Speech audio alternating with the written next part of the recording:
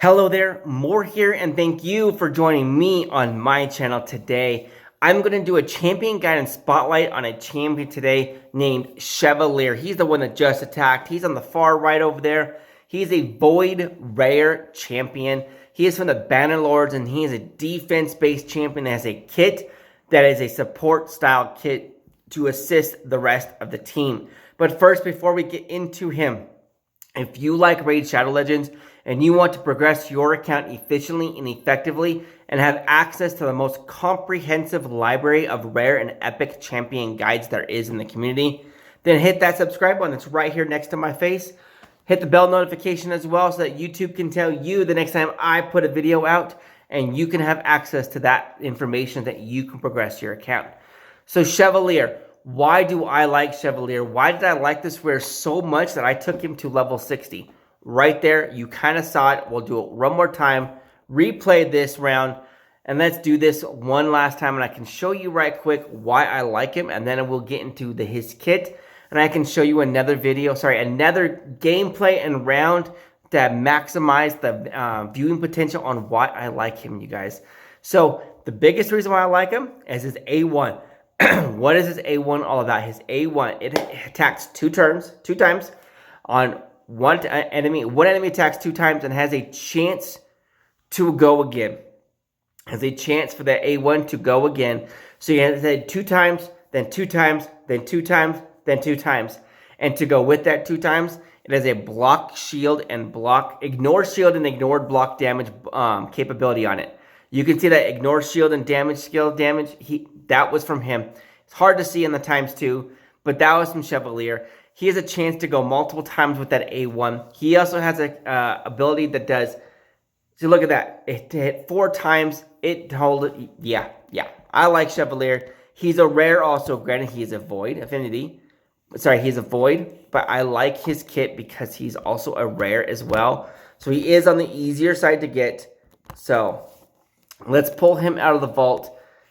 Where are you, Chevalier? Come here, you guys. Come here, sir. Time to show you off. Chevalier, here we go. What do I got him geared at? Lifesteal and defense. I don't have him in best and max stuff, but he is currently booked out to the max. He's 100% fully done. His A1, let's read it for you. Attacks one enemy 2 times, has a 20% chance of repeating the attack. Will ignore block damage and shield buffs. They have nerfed this twice now since I've had him. Twice. That's how powerful this A1 can be. His damage scales off of defense, and his A1, when you book it out, just increases his damage output even more.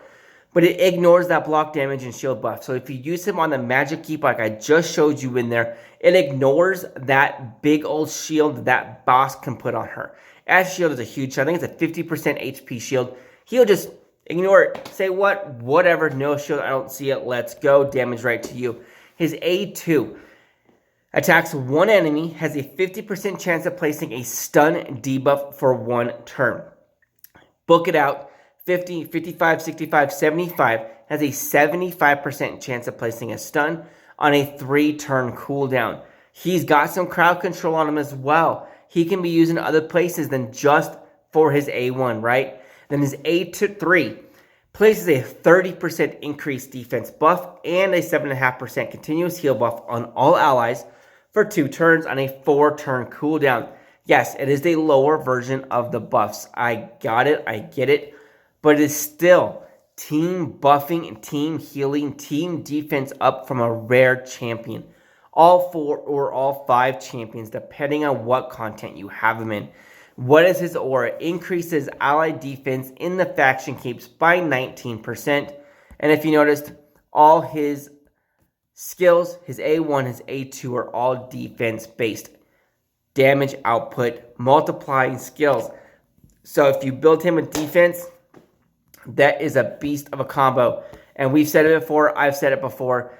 The defense-based champions are probably one of the best champions in the games because twofold. You can build up your defense, build up your endurance so you don't take as much damage, right? Then you build up your defense and you deal more damage. That is just golden, right? So What is his stats? HP. He's got 22,000 HP up there. His attack is negligible. I don't care what it is. His defense is 3,300. 3,400 defense. This guy can take a hit or two. His speed is 144 speed. Crit rate is only 51%. Min-maxing, I could do better. His crit damage, only 71%. His resistance, his accuracy, oh my gosh, it's low. I need to work on that accuracy. He's got that stun. That stun crowd control is useless if it doesn't stun, right? 21. How am I going to stun anything with that thing? But hey, you know what? That's just where he's at right now. This is my old original account. I've learned a lot since I've done this, but he is there. He was in my clan boss. I've used him in Nightmare Clan Boss. I've used him in Ultra Nightmare Clan Boss. Think about that. Before I got my Skull Crusher built up, I had him in the team. He has got that defense up, that continuous heal, and he's got that multi-hit A1. Let's see. I got him on Giant Slayer for his T6 offensive mastery because of his A1. That A1 can cycle through. If that A1 procs 2 or 3 or 4 times, which is a possibility, I've seen it happen, he can hit for 4, 6, 8, 10 times in one turn. If he's hitting for 10 times, you want that Giant Slayer, right? Because he has a 30% chance of landing it during the entire attack. 10 hits, 30% chance that should be 3 Giant Slayer procs in one turn. That's the chance. I want him going. I've also built him for counter attack as well down the defense side.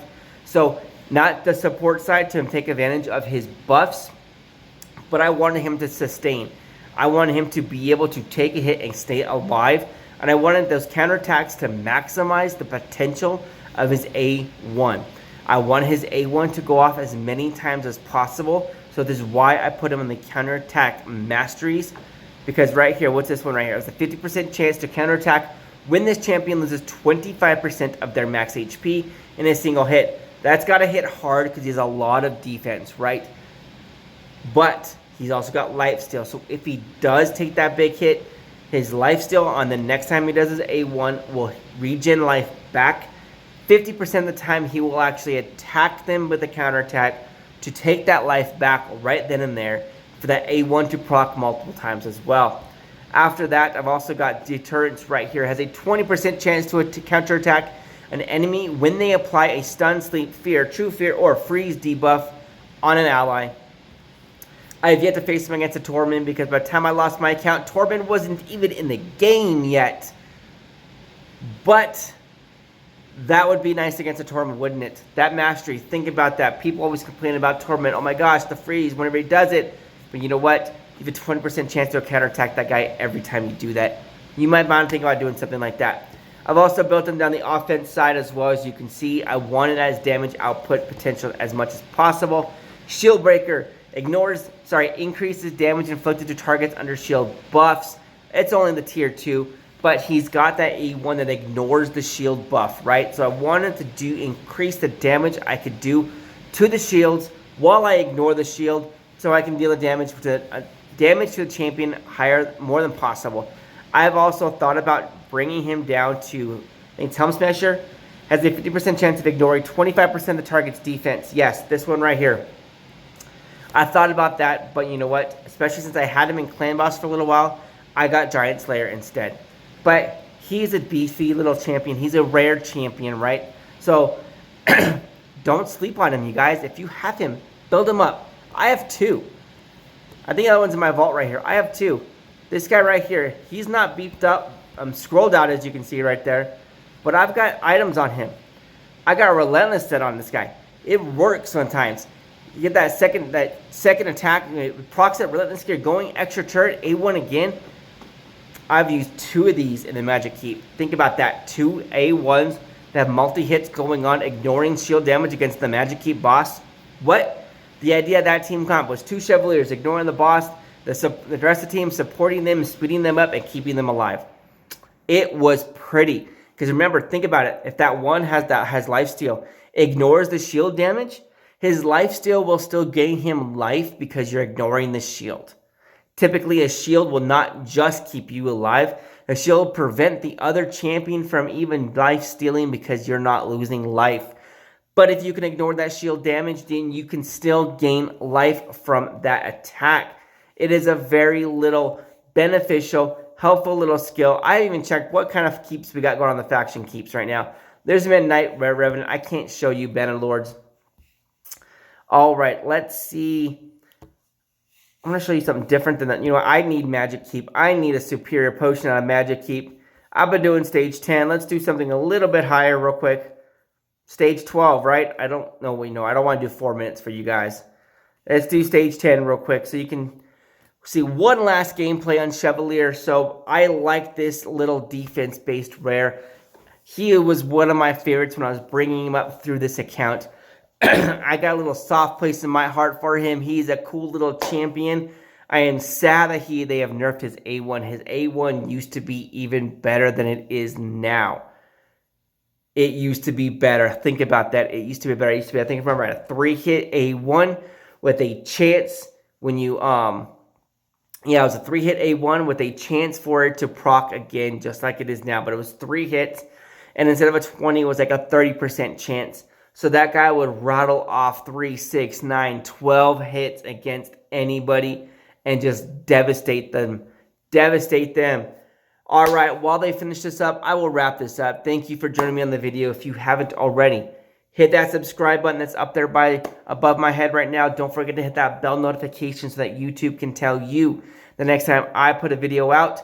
On the other side of the screen is a playlist of all my champion guides. And remember, the most comprehensive champion guide library of rare and epic champions there is in the community. Get in it, learn something new about your champions that you didn't already know. I will see you on the next video.